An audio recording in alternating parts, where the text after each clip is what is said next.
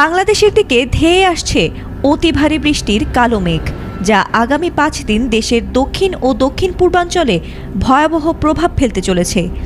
আবহাওয়া বিশেষজ্ঞদের ভাষায় এটি কোনো সাধারণ বা স্বাভাবিক বৃষ্টিপাত নয়, বরং টানা কয়েকদিনের ব্যাপক বৃষ্টিপাতের এক অস্বাভাবিক ধারা, যার নাম বৃষ্টিবলয় বা রেইনবেল্ট।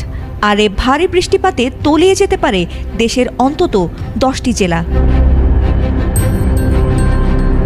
বাংলাদেশ ওয়েদার অবজারভেশন টিম জানিয়েছে, আগামী 21 থেকে 25 অগস্ট পর্যন্ত খুলনা, বরিশাল, সিলেট ও চট্টগ্রাম বিভাগে সর্বাধিক সক্রিয় থাকবে এই রেইনবেল্ট।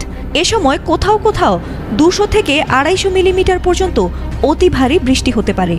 ফলে নদ নদীর পানি দ্রুত বৃদ্ধি পেয়ে উপকূলীয় ও নদী সংলগ্ন নিম্নাঞ্চল প্লাবিত হওয়ার ঝুঁকি তৈরি হচ্ছে বলে জানা গেছে। এমন পরিস্থিতিতে দেশের উত্তর, উত্তর পূর্ব ও দক্ষিণ পূর্বাঞ্চলের 10 জেলার নদী সংলগ্ন নিম্নাঞ্চল সাময়িকভাবে তলিয়ে যেতে পারে। সুন্দরবন, কক্সবাজার ও রাঙ্গামাটির পাহাড়ি এলাকায় দেখা দিতে পারে ভয়াবহ ভূমিধসের আশঙ্কা। বিশ্লেষকরা বলছেন, যদিও এই রেইনবেল্ট কোনো ঘূর্ণিঝড় তৈরি করছে না, তবে এর ধারাবাহিক বৃষ্টিপাত দেশের দক্ষিণাঞ্চলে এক ধরনের প্রাকৃতিক দুর্যোগ ডেকে আনতে পারে। কৃষিক্ষেত্রে পানির প্রাচুর্যতা স্বস্তি এনে দিলেও ঘরবাড়ি, সড়কপথ ও জীবন জীবিকার উপর এ অতিবৃষ্টি মারাত্মক প্রভাব ফেলবে। আগামী 21 থেকে 25 অগস্ট পর্যন্ত ধাপে ধাপে দেশের প্রায় সর্বত্রই এমন বৃষ্টি নামতে পারে।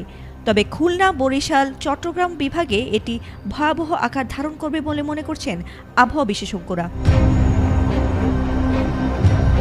এদিকে উত্তর বঙ্গোপসাগরে দমকা হওয়ার সম্ভাবনা থাকায় উপকূলীয় এলাকাগুলোতে সতর্ক থাকার নির্দেশনা দেওয়া হয়েছে। দেশের সর্বত্রই আকাশ মেঘলা থাকলেও রাজশাহী ও রংপুর বিভাগে তুলনামূলক কিছুটা কম প্রভাবিত হবে। শুক্রবার আবহাওয়া পূর্বাভাসে বলা হয়েছে, রংপুর, রাজশাহী, ঢাকা, ময়মনসিংহ, খুলনা, বরিশাল, চট্টগ্রাম ও সিলেট বিভাগের অধিকাংশ জায়গায় অস্থায়ীভাবে দমকা হওয়া সহ হালকা থেকে মাঝারি ধরনের বৃষ্টি অথবা বজ্রসহ বৃষ্টি হতে পারে। এছাড়া সারা দেশে দিন ও রাতের তাপমাত্রা প্রায় অপরিবর্তিত থাকতে পারে।